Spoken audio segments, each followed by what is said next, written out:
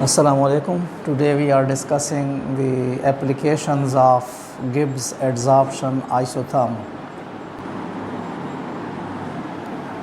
We had discussed that Gibbs adsorption isotherm can be written as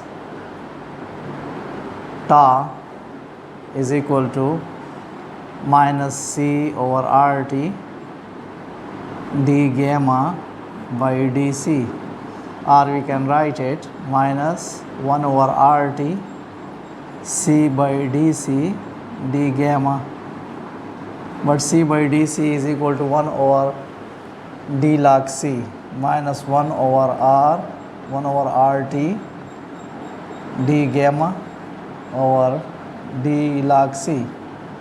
Now these are the two forms of equation number 1 and equation number 2, which show the surface concentration of solute present in solution. Now the first application is that it is applicable to solution of gases in liquids. Gases can also dissolve at the interface of the liquids, at solution air interface, and in that case equation number 1 changes to the form tau is equal to minus P by RT d gamma over dP, where P is the pressure of gas above the liquid, or equation 2 equation 2 changes to the form tau is equal to minus 1 over RT d gamma over d log P. So this equation is equally applicable to gases which can dissolve in liquids. The second application is the surface activity of substances. We can determine surface activity of substances, or we can find out surface active and surface inactive agents. We know that water molecules, they are held to each other through strong hydrogen bonds. Hydrogen bonding is present between water molecules. A foreign substance is added to water. It may show two types of behaviors. Now water in this case is acting as adsorbent, and the substance is called adsorbate. In the first case, if the adsorbent interaction, first case, is greater than the adsorbate interaction,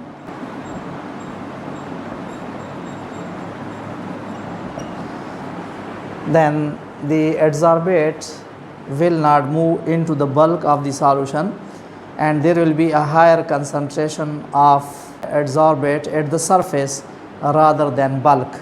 Then in such a case, the surface concentration of substance will be higher than the bulk concentration of the substance. When the surface concentration of substance increases, the surface tension of water will be decreased.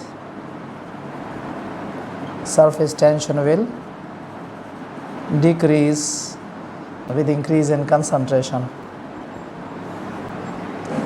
And according to equation 1, d gamma or dC will be negative. By change in concentration, the surface tension will decrease. Therefore, the d gamma or dC term in equation 1 in adsorption, Gibbs adsorption equation, will become negative, and when it is multiplied with the negative, then tau will be positive. And the such substances are said to have positive surface activity.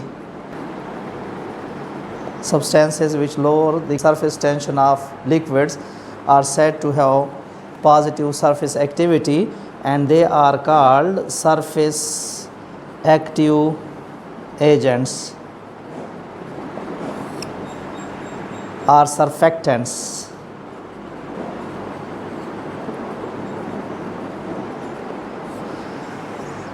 The main structural feature of surfactants is that they have two parts. Surfactants have two parts: a non-polar part, which is hydrophobic or water hating or water disliking, and the second part is a polar part, which is water liking, which is hydrophilic or water liking or water loving.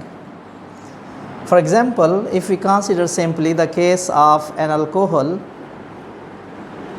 then in alcohol the R part is hydrophobic and the OH part is hydrophilic. Similarly, in case of carboxylic acids,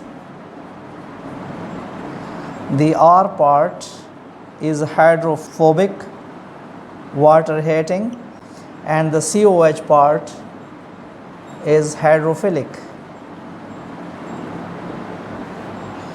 Now, surfactants are basically sodium salts of long chain fatty acids. They may have a very large number of carbons in their chains, and they are the sodium salts of fatty acids. For example, sodium stearate or sodium palmitate, etc. Now, in this case, the long carbon chain is hydrophobic and the ionic part is hydrophilic. Now, in this case, the hydrophilic part may be called the head of the soap or surfactant, and the hydrophobic part may be known as tail. For example, in case of fatty acids, we can generally represent this molecule of surfactant by a head, and then there are a number of carbons, and these carbons are known as the tail. Now, it is the head which consists of polar part, and it is the tail which is non-polar part. Now, whenever a surfactant is dissolved in water, a situation arises. Let us suppose we have water.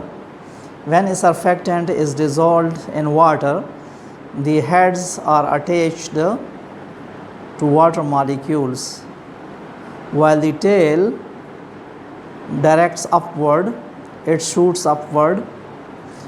Now, these tails may be either flat or they may be erected up, depending upon the concentration of the surfactant.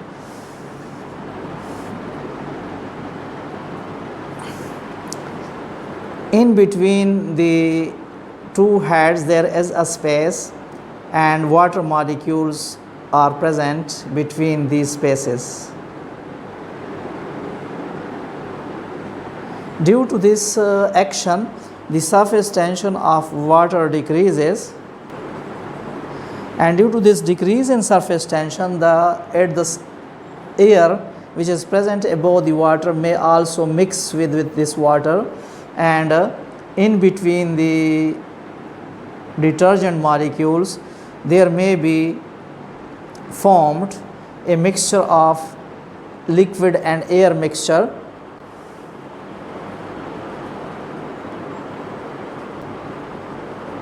Colloidal solution of air and liquid, it may be called liquid foam.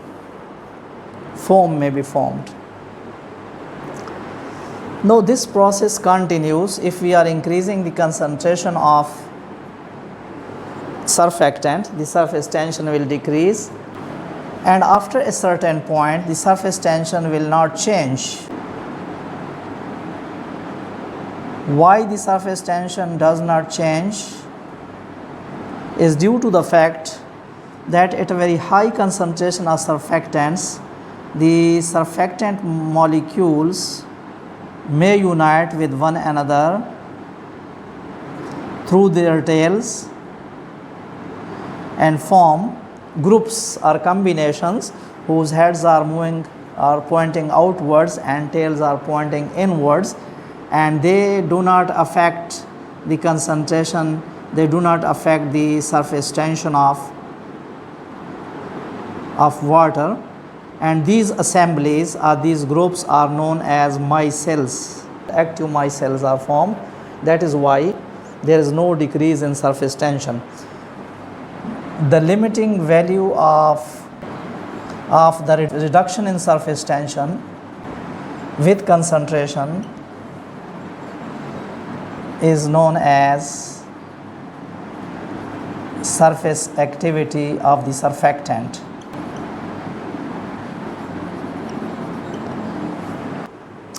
Now these surfactants, they lower the surface tension of water, and the impurities which are present on the cloth like oil and grease dissolve in water and maintain the surface tension back to its original value, and cleansing action of soap takes place. If we have some dirty cloth containing oil or grease put into this water which contains the surfactant, then it is possible that the oil molecules, it is the molecule of oil, it will be surrounded by the detergent molecules with their tails attracted towards the oil molecule. And this phenomena, now here is the oil droplet which is caught within the micelle, and it will be removed from the cloth and is responsible for the cleansing action of soap. So those substances which decrease the surface tension of water are said to have positive adsorption. Their surface tension will decrease and tar will be positive, and as a result they will perform the cleansing action. Examples are soaps and detergents. On the other hand, there are some substances. Second case is that if the adsorbent interaction between water molecules or solvent molecules is weaker than adsorbate interaction, then the substance will dissolve and move to the bulk. Thus, concentration in bulk will be higher than the concentration in surface. There will be higher concentration of substance present in the body of the liquid, and there will be very low concentration present at the surface. If adsorbent interaction is lesser than adsorbate interaction, then the adsorbate or the substance will dissolve and move into the bulk of the liquid, and its concentration in the bulk will be greater than the concentration on the surface. Thus, in such a case, D gamma or DC will be positive and tau will be negative. Thus, such substances will have negative adsorption. Such substances are said to have negative adsorption. Tau will be negative. As a result, there will be no change in surface tension. Example of such substances is sodium chloride, ionic salts dissolved in water. As a result, they are surface inactive agents. They are called surface inactive agents, and they cannot be used for cleansing purpose.